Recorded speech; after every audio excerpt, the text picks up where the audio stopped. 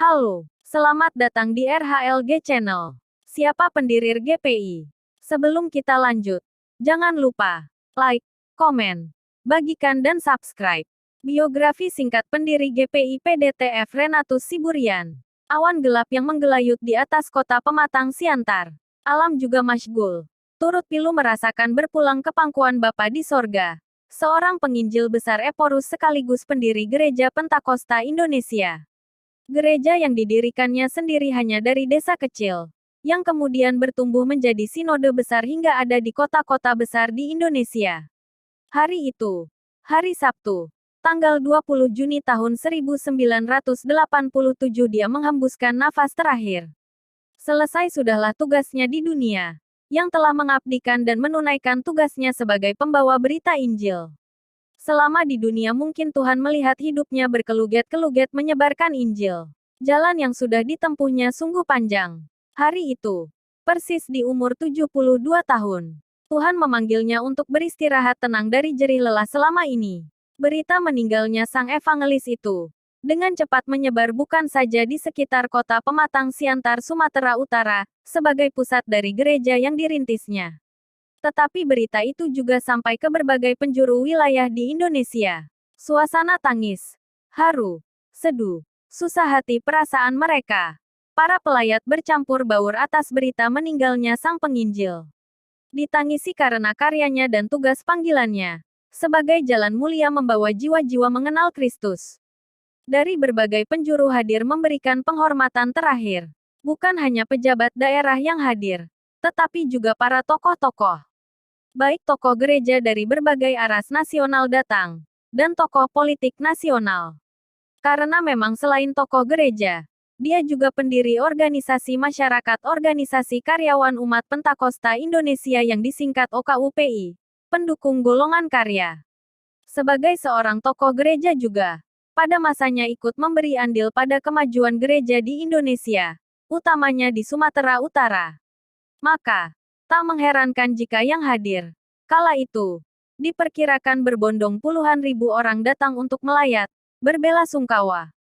Mereka datang dari berbagai penjuru untuk memberikan penghormatan terakhir kepada yang mereka sebut sang evangelis, pendeta, guru, ompong, sahabat, tokoh gereja. Berbagai panggilan disematkan padanya, terutama para rekan dan orang-orang yang pernah mendengarkan khotbah-khotbahnya. Juga orang-orang yang pernah berinteraksi langsung dengannya. Jasadnya sebelum dikubur, terlebih dahulu disemayamkan selama 4 hari 3 malam. Pernyataan turut berbelasungkawa ditandai juga banyaknya karangan bunga dari berbagai pihak. Iringan doa penghormatan terakhir mengingatkan puluhan ribu orang pada sosok hamba Tuhan yang semasa hidupnya telah dibentuk bagai bejana, dan kemudian dipakai Tuhan menjadi penyambung kabar kesukaan, pemberita Injil. Wajar tangisan, haru dan simpatik dari para pelayat. Bukti yang mengungkap kadar dampak yang pernah diberinya semasa hidup. Namun, walau jasadnya kembali ke tanah, semangat dan pikiran-pikirannya tentang penginjilan tetap kuat berpengaruh hingga kini. Hinggap sampai ke liang sanubari para sidang jemaat Gereja Pentakosta Indonesia. Dia yang dikenal sebagai sosok pribadi yang konsisten. Seorang yang berani mempertahankan apa yang menjadi keyakinannya akan pentingnya menjangkau jiwa jika bagi Tuhannya. Terkadang, karena saking kuatnya mempertahankan pendapat dia sering disebut si guru dok, atau Parhatasada. Dia yang dikenal seorang yang memegang teguh prinsip, pendirian, diktum hidup. Atas kematiannya, tokoh apostolik, membangkitkan kembali ingatan pada kisah hidupnya di masa lalu. Parmahan, dari Si Penggeng, mengenang sang perintis Gereja Pentakosta Indonesia yang dimulainya di sebuah kampung, mengingat muasalnya. Tersebutlah satu hamparan alam yang maha indah. Desa yang tak pernah terlihat di peta itu, persis berada di atas bukit di bibir Danau Toba. Desa bernama Si Penggeng, di Kecamatan Paranginan, Kabupaten Humbang Hasundutan, Provinsi Sumatera Utara. Di alam Paranginan, rupa-rupa kebun kopi, keminyan dan hamparan ladang sawah yang luas membuat wilayah ini menjadi kampung yang amat indah dipandang mata. Siasat para penghuninya menyingkapi kehidupan Mangula dengan menggarap tanah yang subur nan indah. Hari-hari membawa wilayah ini dikenal sebagai kampung yang amat ramah dan tenang. Kecamatan Paranginan. Sebelumnya hanya satu desa kecil. Sebagaimana umumnya di wilayah Humbang Batak Toba. Dari 400-an marga yang ada, masing-masing memiliki asal-muasal yang disebut Bonapasogit. Paranginan asal Bonapasogit dari marga Siburian. Siburian sendiri sebagaimana bagian marga yang lain berasal dari Toga. Grup marga Simatupang punya anak tiga, Toga Torok, Sianturi dan Siburian. Legendanya, awalnya, Toga Simatupang membuka kawasan perkampungan baru di daerah Kecamatan Muara di Kabupaten Tapanuli Utara, yaitu Desa Simatupang. Sementara anaknya yang paling bungsu, Siburian, katanya setelah banyak keturunannya bermigrasi ke Paranginan. Di sana Siburian mendirikan perkampungan baru, setelah beberapa generasi menyebar hingga berbagai daerah ke penjuru wilayah. Paranginan tepatnya di Huta Sipenggeng itulah lahir seorang bayi bernama Renatus Siburian pada tanggal 19 Oktober tahun 1914. Dia dilahirkan dalam suasana tradisi dan alam budaya Batak yang terjaga ketat. Sebagaimana orang Batak punya sundut garis, atau nomor tingkatan dari garis keturunan marga. Renatus sendiri keturunan Siburian nomor ke-14, dari keturunan Siburian Sihonongan. Itu berarti ayahnya nomor 13, anaknya nomor 15. Renatus kakak beradik 7 orang. Dia anak ke-6 dari pasangan Daniel Siburian dan istrinya Boru Ompusunggu. Ayah Renatus adalah seorang sintua, majelis gereja di HKBP Paranginan. Kakak tertuanya bernama Bileam. Cerita sebenarnya bernama William.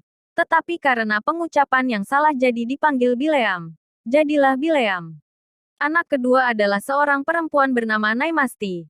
Di kemudian hari dari cucu Naimasti inilah kelak orang yang pertama kali mendirikan gereja Pentakosta Indonesia di wilayah Jakarta, bernama Sintua Mangasi Purba. Anak ketiga ialah Pendeta Lukas Siburian, pendiri gereja Pentakosta Jalan Lingga, Pematang Siantar. Anak keempat perempuan bernama Tiolina Boru Siburian menikah dengan Pendeta J. Raja Guguk, pendeta yang mendirikan gereja Pentakosta Indonesia di Sumatera Timur. Mereka digelari Ompu Nihanaria. Sebelum Renatus, anak kelima bernama Sapakua Siburian. Baru, anak keenam Evangelis Renatus Siburian. Anak ketujuh Nyonya Simamora Boru Siburian. Di masa penjajahan Belanda dia dilahirkan. Di umur kanak-kanak dia sudah menunjukkan talenta sebagai orang hebat. Cepat belajar, cepat berbicara. Sering disebut Gartip. Masih belia sudah pintar ngoceh. Walau lahir dan besar di sebuah desa yang jauh dari kota, Renatus tetap menunjukkan semangat belajar. Tak heran, kemampuan intelektualnya terasah dengan baik. Hal itu tidak lepas dari sekolah yang melecutnya sebagai anak didik yang lumayan bagus waktu itu. Meski hanya status kampung, tetapi masa itu kampungnya sudah menjadi desa tergolong maju, memiliki seolah berpengantar bahasa luar. Maju selangkah di depan dibanding dengan desa-desa lain di sekitarnya. Karena di desa itu ada sekolah elementary school S berpengantar bahasa Inggris. Mengapa disebut S? Sekolah dasar disingkat SD, bahasa Inggris, elementary school, adalah jenjang paling dasar pada pendidikan formal di Indonesia. Sekolah dasar ditempuh dalam waktu 6 tahun, mulai dari kelas 1 sampai kelas 6. Saat ini murid kelas 6 diwajibkan mengikuti ujian nasional, dahulu Eptanas, yang mempengaruhi kelulusan siswa. Pada masa penjajahan Belanda, sekolah menengah tingkat atas disebut sebagai Ropise Lagere School ELS. Setelahnya, pada masa penjajahan Jepang, disebut dengan Sekolah Rakyat SR. Setelah Indonesia merdeka, SR berubah menjadi Sekolah Dasar SD pada tanggal 13 Maret tahun 1946. Disebut S sebab memang sekolah ini berpengantar berbahasa Inggris. Renatus menempuh pendidikan formalnya dari tahun 1921 hingga tahun 1930. Di sekolah S Paranginan itu, guru-guru umumnya lulusan dari Singapura. Pada masa itu hanya ada 2 sekolah yang berpengantar bahasa Inggris. Satu sekolah di Paranginan dan satu lagi di Sigumpulon, Kecamatan Pahe. Sementara yang lain, waktu itu sekolah Hollands Inland School setara sekolah dasar, berbahasa Belanda. Lulus dari S tersebut, Renatus kemudian melanjutkan ke pendidikan yang setara SMP Sekolah Methodist English School selama 3 tahun. Sekolah ini tidak sampai tamat. Tetapi masa itu pendidikan sampai ke tingkat itu pun sudah tergolong tinggi. Masa bocah dilewatinya sebagai penggembala kerbau, Parmahan. Berpetualang di hamparan alam yang sejuk. Alam yang mempesona demikian indah untuk menggiring kerbaunya sudah biasa dia lakukan. Sebagai seorang gembala, cara nomaden di alam, mencari wilayah rumput hijau untuk peliharaannya. Bergaul di alam bebas, mengasah hati dirinya kemudian hari muda sensitif dan peka terhadap keadaan. Selain aktif bergaul dengan sebantarannya, Renatus bahkan bergaul di atas umurnya. Pintar bergaul, tetapi jangan dicoba-coba. Berbuat iseng. Renatus kecil tidak mau menjadi bahan olok-olokan sepantarannya. Dan memang sosoknya juga tidak suka berbuat iseng. Maka, kalau ada anak di atas umurnya memukul, berbuat iseng padanya, Renatus akan melawan, membalas memukul, tetapi dengan sigap lari untuk menghindar dari kejaran. Pembawaannya selalu riang. Dia dikenal anak yang selalu antusias. Pengalaman bergaul dengan teman-teman sebayanya membawanya pada asah jiwa. Semasa kecil, di kampung pun Renatus selalu membangun persahabatan, termasuk pernah bergaul dengan Melanton Siregar, walau hanya beberapa kali berjumpa. Melanton berasal dari desa Perung, di Paranginan juga. Meskipun usia mereka terpaut umur 2 tahun, Renatus lebih muda 2 tahun dari Melanton. Tetapi mereka bisa berbincang-bincang tanpa ada jarak, jurang pemisah. Hal itu bisa saja karena Melanton Siregar sendiri anak dari Boru Siburian, dan juga menikah dengan Boru Siburian, marga Renatus. Melanton di kemudian hari adalah pemimpin perang gerilya di Tapanuli. Ada kesamaan pada keduanya. Pada awalnya keduanya meniti karir dari profesi guru, sebelum menemukan muara hidupnya. Sebagaimana Renatus, Melanton juga seorang guru dulunya, sebelum kemudian menjadi politisi. Di kemudian hari Melanton, politisi nasional ini dinilai berjasa dalam mempertahankan kemerdekaan Republik Indonesia.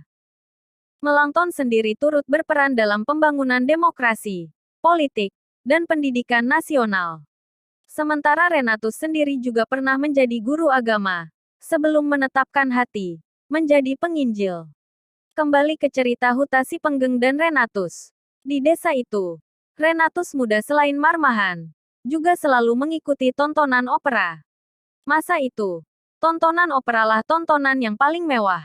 Opera itu juga sebagai media penyebar semangat perjuangan melawan penindasan Belanda. Di opera itu juga sering ditampilkan cerita Marguerilia, ditampilkan cerita perjuang seorang keluarga muda. Si suami berangkat bertempur melawan penjajah, bergerilya, harus mengungsi. Sementara si istri tinggal bersama putrinya bernama si Butet, sambil mendendangkan lagu Butet di Pagusian Doamang, Ale Butet. Pertunjukan opera itu tanpa disadari juga memberikan semangat berkobar untuk berjuang melawan penjajahan. Beranjak dari sering menonton, Renatus kemudian belajar memotori acara opera. Awalnya dimulai sebagai agen, penjual karcis untuk menonton. Dari sana dia banyak belajar mengelola, memanajemeni acara. Jiwa kemandirian itu amat kuat. Walau masih remaja, kala itu dia bukan hanya menjadi agen menjual tiket. Renatus juga memberanikan diri sebagai promotor acara, mengundang para pelakon opera itu untuk pentas di Paranginan.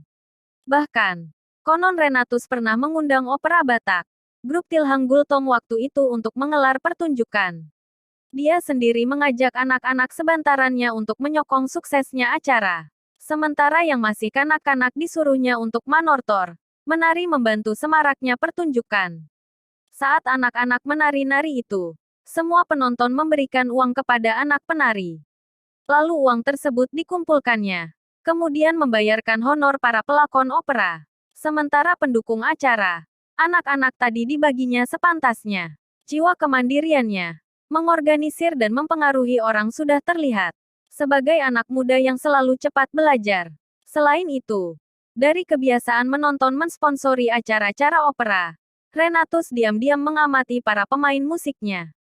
Dari mengamati dan mulai mencoba yang kemudian terlatih, bisa memiliki kemampuan bermusik, bahkan berteater bak aktor berakting. Soal musik, musikalitasnya memuncak dengan menguasai hampir seluruh alat musik masa itu, dari gitar melodi, harmonika, suling, Selain itu, Renatus pintar main akordeon, alat musik sejenis organ yang sering dia mainkan. Akordeon sendiri adalah musik yang biasa digunakan masyarakat Melayu Delhi. Akordeon ini relatif kecil dan dimainkannya dengan cara digantungkan di badan. Lihai memainkan akordeon. Renatus sebagai si pemusik memainkan tombol-tombol akor dengan jari-jari tangan kiri. Sedangkan jari-jari tangan kanannya memainkan melodi lagu yang dibawakan. Dia sudah pada tingkat pemain yang sudah terlatih, sebab dapat berganti-ganti tangan. Renatus memiliki kesukaan mendengar, lalu mengamati setelah itu dipikirkan lagi. Segalanya. Mendengar lalu mengamati. Itu sebab tatkala mendengar pemberita Injil, ketika dimulainya di Palembang mendengar khotbah Pendeta Siwi, itu menghujam dalam pada loh hatinya. Apa yang didengarnya tentang akan akhir zaman, bahwa ujung dunia sebentar lagi akan berakhir. Dipikirkannya dengan merenungkan hal itu. Dia makin tersentuh dari mendengar dan kemudian membaca Injil. Dari kebiasaan merenungkan firman Tuhan yang dia dengar, Renatus bertumbuh secara rohani. Spiritnya menjadi seorang yang meneguhkan diri sebagai seorang pembelajar. Dari fase-fase itu, Renatus mulai mendeskripsikan panggilan melayani, memberitakan firman Tuhan hingga Maranatha terus bergelora. Dari mendengar, kemudian mempelajari lalu mempraktekkannya. Lalu terus-menerus hingga ke tahap mampu membuat orang yang mendengarnya merasa seolah-olah berada di tempat yang disampaikannya. Dari mendengar dan membaca terus-menerus, konsisten membaca firman Tuhan, mengubah kelakuan dan tindakannya menjadi orang yang berubah total. Bertobat meninggalkan jalan yang salah, yang selama ini dia nikmati. Dari yang dulunya tidak terpikir menjadi penginjil, panggilan itu terus tergiang-giang. Yesus Kristus telah membawa keselamatan. Mari kita bergegas memperbaiki diri, memperbaiki kelakuan kita, sebab sebentar lagi Tuhan datang menjemput kita. Pertemuan dengan Pendeta Siwi membawanya pada pertobatan, menetapkan diri menerima panggilan menjadi penginjil. Saya merenungkan firman Tuhan Matius 20 depan ayat 19-20 yang menyuruh umatnya untuk memberitakan Injil. Ayat itu, karena itu pergilah. Jadikanlah semua bangsa muridku dan baptislah mereka dalam nama Bapa dan Anak dan Roh Kudus dan ajarlah mereka melakukan segala sesuatu yang telah kuperintahkan kepadamu.